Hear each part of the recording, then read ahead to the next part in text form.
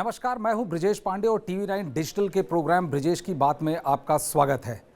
भारतीय खुफिया एजेंसियों ने एक अलर्ट जारी किया है कि कैसे प्रतिबंधित आतंकी संगठन सिख फॉर जस्टिस संसद भवन का घेराव कर सकती है और वहां खालिस्तानी झंडे को फहराने का प्रयास भी किया जा सकता है। सिख फॉर जस्टिस का यह नापाक इरादा तब सामने आया जब उसके काउंसिल जनरल गुरपतवंत सिंह पन्नू ने एक वीडियो जारी किया और इस वीडियो में उसने कहा कृषि कानून के विरोध में बैठे किसानों से यह अपील की कि संसद के शीतकालीन सत्र में इस घटना को अंजाम दिया जाना चाहिए। पन्नू ने इस वीडियो में यह भी कहा कि जो भी संसद के ऊपर खालिस्तानी झंडा फहराने में सफल होगा उसे 1,25,000 US डॉलर्स दिए जाएंगे। यानी आप ये समझिए कि उसे करीब 1 करोड़ रुपए के बराबर इनाम के तौर पर दिया जाएगा। इस वीडियो के आते ही सिक्योरिटी एजेंसीज अलर्ट हो गई और दिल्ली पुलिस समेत तमाम एजेंसियों से कहा गया कि वो पार्लियामेंट यानी संसद भवन के सुरक्षा की चाक चौबंद व्यवस्था की जानी चाहिए कि इससे किसी भी प्रकार इस तरह की घटना को अंजाम न दिया जा सके। आपको बता दें कि संसद का ये शीतकालीन सत्र 23 दिसंबर तक चलेगा और ऐसे में सिक्योरिटी एजेंसी के सामने इस तरह की घटना को रोक पाना अपने आप में एक बड़ी चुनौती होगी। लेकिन जैसा कि हमारे सूत्र बता रहे हैं कि सिक्योरिटी एजेंसीज जब से ये वीडियो आया है पूरी तरह से अलर्ट मोड में है और उन्होंने ये आश्वासन दिया है कि इस तरह की कैसी भी घटना को अंजाम दे पाना लगभग नामुमकिन होगा। मगर इस वीडियो के चलते सबसे बड़ा सवाल जो सामने आया है वो ये है कि क्या चीन इस संगठन को भारत में इस तरह की घटना करने को उकसा रहा है। आप ये सोचेंगे कि इसमें चीन कहां से आया। यह पहला मौका नहीं है कि सिख फॉर जस्टिस ने इस तरह का प्रयास किया है। पिछले साल जून के महीने में जब उस वक्त के पंजाब के मुख्यमंत्री कैप्टन अमरिंदर सिंह ने इस संगठन को पूरी तरह से स्नब कर दिया था, तब इस आतंकी संगठन ने चीन का रुख किया था इस उम्मीद में कि भारत चीन के बीच चल रहे सीमा के तनाव का वो लाभ उठा सके। जब कैप्टन अमरिंदर सिंह ने चीन को चेताया कि भारत चीन की दादागिरी को किसी भी तरह से बर्दाश्त नहीं करेगा और साथ ही ये नसीहत भी दी चीन को कि वो भारत को हल्के में लेने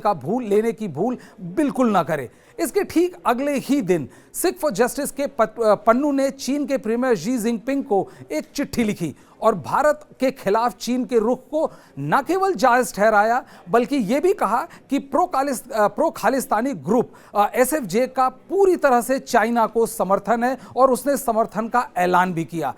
अपनी इस चिट्ठी में पन्नू ने जिनपिंग को लिखा कि कैसे वो भारत के खिलाफ चीन के काउंटर मिलिट्री एक्शन को सही समझते हैं और वो पूरी तरह से जस्टिफाइड है, यानी उन्होंने पूरी तरह से एंटी इंडियन स्टांस लिया और चीन के द्वारा जो किए जा रहे जो हमारी सीमा में घुसपैठ किए जा रहे थे उसको जायज भी ठहराया और ये कहा कि चीन ये हरकत अपनी टेरिटोरियल इंटीग्रिटी को बचाने में कर रहा है। पन्नू ने चीनी राष्ट्रपति से यह भी गुजारिश की कि चीन इन मुद्दों को यूनाइटेड नेशंस सिक्योरिटी काउंसिल के सामने भी उठाए। आखिर सिख फॉर जस्टिस चीन का रुख क्यों कर रहा है। सिक्योरिटी एजेंसीज का यह मानना है कि इस संगठन का गढ़ US में है और जिस तरह से भारत और अमेरिका के बीच संबंध प्रगाढ़ होते जा रहे हैं, इस संगठन को यह डर लग रहा है कि कहीं इन पे कार्रवाई ना हो जाए और इस कार्रवाई से बचने के डर से सिख फॉर जस्टिस चीन को चिट्ठी लिखकर उसका समर्थन चाह रहा है। सूत्रों के मुताबिक सिख फॉर जस्टिस के तमाम दावे कि वो एक ह्यूमन राइट ग्रुप्स है और उसके कई मिलियन फॉलोअर हैं, ये बेहद संदिग्ध है और इसका कोई सबूत नहीं है। इस ग्रुप के मंसूबे कितने खतरनाक हैं इसका अंदाजा इस बात से लगाया जा सकता है कि जब चीन और भारत के बीच ईस्टर्न लद्दाख में तनाव चल रहा था और दोनों देश की सेनाएं आमने सामने थी, तब पन्नू ने एक वीडियो रिलीज किया और उसमें भारतीय फौज में जितने सिख सिपाही थे उनसे कहा कि वो फौज की नौकरी छोड़ दें। बेहद ही शर्मनाक इस वीडियो के मार्फत इस संगठन ने यह कहने की कोशिश की कि जो भी सिख भारतीय फौज में है और यदि वो भारतीय फौज को छोड़ देगा तो उसकी सैलरी से 5,000 ज्यादा रुपए SFG यानी सिख फॉर जस्टिस उसे देगी।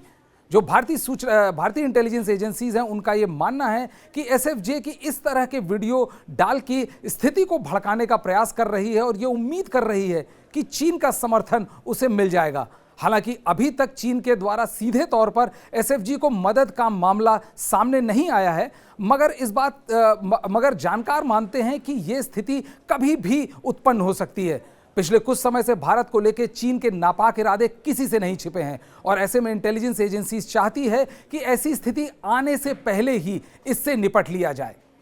ब्रिजेश की बात में आज इतना ही। कल फिर मिलते हैं नए मुद्दे के साथ।